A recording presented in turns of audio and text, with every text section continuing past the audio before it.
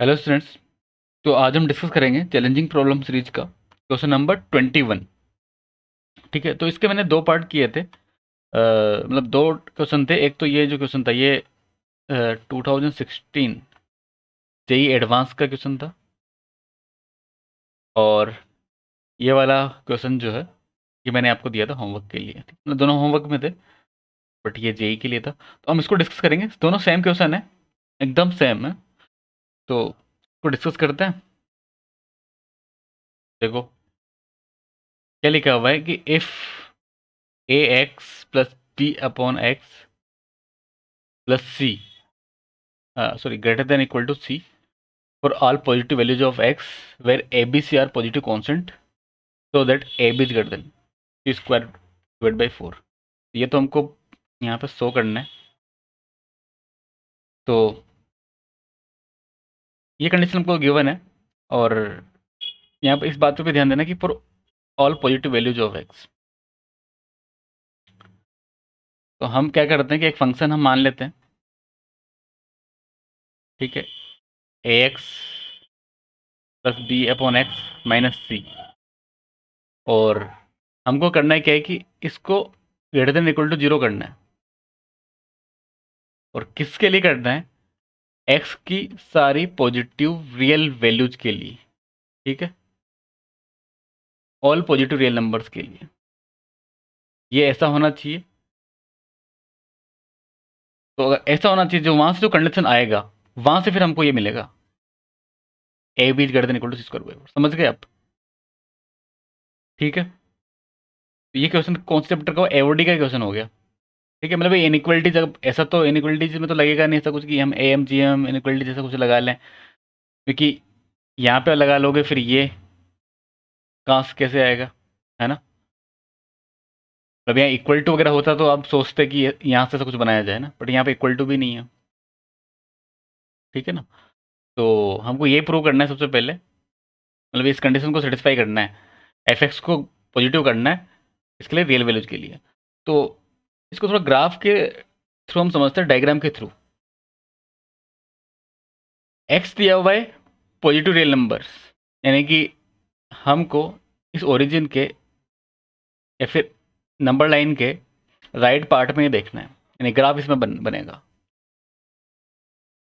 तो ही F x हमेशा positive होना चाहिए। इसका मतलब क्या होगा कि इसी क्वाड्रेंट में होना चाहिए, और ग्रेटर देन जीरो भी है ना? मतलब एक्स भी पॉजिटिव है और ये जो एफ एक्स है वो भी पॉजिटिव होना चाहिए। यानी कि ग्राफ ऐसा कुछ हो सकता है। ठीक है, ज़्यादा से ज़्यादा आप क्या कर सकते हो कि इसको इस तरह से करवा दो कि ये टच कर जाए यहाँ पर एक्स एक्सिस को। या हो सकता है कि आप बोलो कि हमेशा ही डिक्रीजिंग हो जाए, मिनिमम वैल्यू इसका जीरो हो जाए। या फिर आप बोलो कि हमेशा ही इंक्रीजिंग हो जाए, मिनिमम वैल्यू जीरो। या फिर आप बोलो कि मिनिमम वैल्यू कुछ और भी हो जाए, कोई दिक्कत नहीं है, मतलब जीरो या जीरो से बड़ा ही रहेगा। ये सब पॉसिबिलिटीज हो सकती है, आप समझ पा रहे हैं? तो इसके लिए क्या कर दिया जाए कि जो इसका मिनिमम वैल्यू है, इसका minimum value of F X, minimum of F X जो है वो greater than equal to zero हो जाए। ठीक है, बस यही करना है हमको। फर्क नहीं पड़ता कि एफ एक्स ऑलवेज इंक्रीजिंग है या ऑलवेज डिक्रीजिंग है, हमको मतलब नहीं उससे।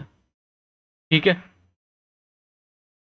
अच्छा, इसका डोमेन अगर यहाँ देखते हैं आप, तो ऑब्वियसली जीरो इसके डोमेन में नहीं है, लेकिन सारे पॉजिटिव नंबर्स तो इसके डोमेन में है। तो हमको ये भी दिक्कत नहीं कि डिसकंटिन्यूस होगा कि नहीं होगा, है ना? वो भी हमारे, हमको उसके बारे में भी ज़्यादा सोचने वाली बात नहीं है ना? माइंड पे वो उतना भी हमको लोड नहीं लेना है। तो minimum of F X is greater than equal to zero, ये कर देना है। और मिनिमम वैल्यू हम कैसे फाइंड करते हैं? डिफ्रेंसिएशन की हेल्प से। तो उसका फर्स्ट डेरिवेटिव हम फाइंड करेंगे। ठीक है, तो सोल्व करते हैं।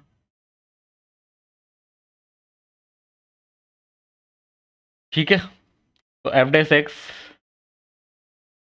इक्वल टू, डिफ्रेंसिएशन किया तो, और ए बी सी भी जो दिया हुआ है ना, वो पॉजिटिव नंबर्स, पॉजिटिव कॉन्स्टेंट दिया हुआ है क्वेश्चन में, है ना? आप पढ़ना, ए बी सी भी पॉजिटिव कॉन्स्टेंट ही है।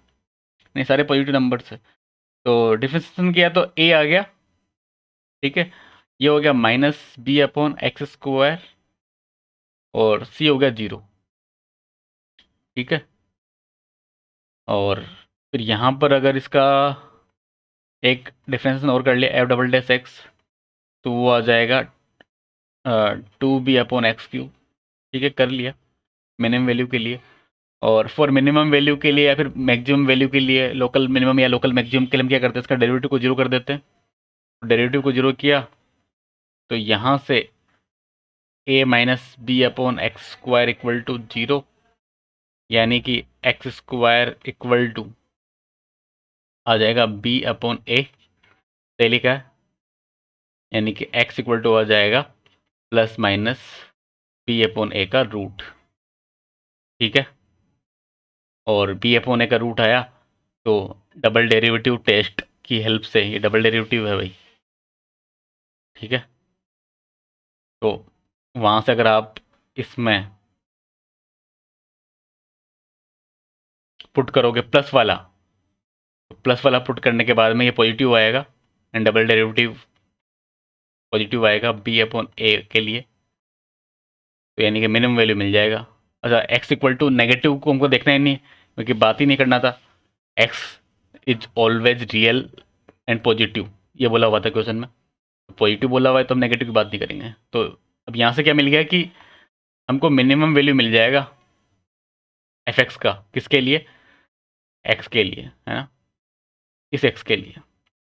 तो for this x, f(x) will be minimum, f(x) is minimum. इतनी बात समझ में आ गई। और अब हमको करना ही क्या है, बस ये अप्लाई कर देना है कि f(x) greater than equal to 0 for minimum value of x, कर देते हैं, बस आंसर आ ही जाएगा, ठीक है। तो हमने लिखा यहाँ पर f(x) क्या था, f(x) था, जहाँ तक मुझे याद है, f(x) था ax plus b/x minus c, यही था। तो इसमें ये पुट किया x और उसको ग्रेटर देन इक्वल टू 0 कर दिया, तो पुट करो तो ये हो जाएगा b/a प्लस b अपॉन में x रखा तो उल्टा कर दिया मैंने, minus c is greater than equal to 0, ठीक है। फिर ये हो गया 2√ab, मतलब यहाँ से ये चला जाएगा, ऊपर √ab बचेगा, यहाँ पर भी √ab बचेगा,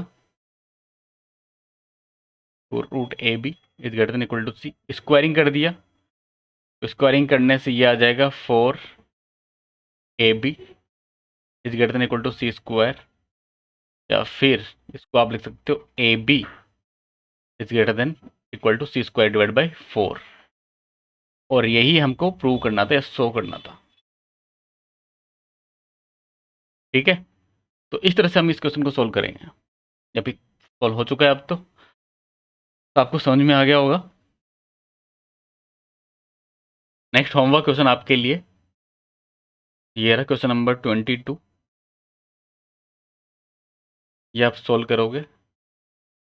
टॉपिक यहाँ पर आप देख लेना कौन सा है, ठीक है।